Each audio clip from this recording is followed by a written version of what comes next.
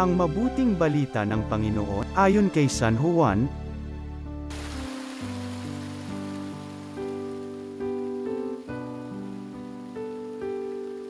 Noong panahong yun, sinabi ni Jesus kay Nicodemo, "Huwag kayong magtaka sa sinabi ko sa inyo, lahat ay kailangang ipananganak na muli.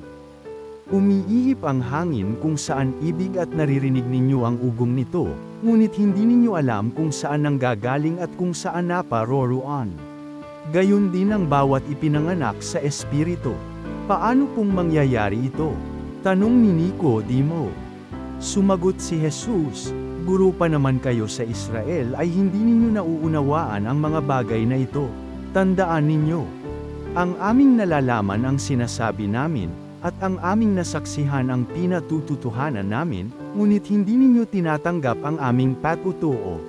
Kung hindi ninyo pinaniniwalaan ang sinasabi ko tungkol sa mga bagay sa sanlibutan ito, paano ninyo paniniwalaan kung ang sabihin ko'y tungkol sa mga bagay sa langit?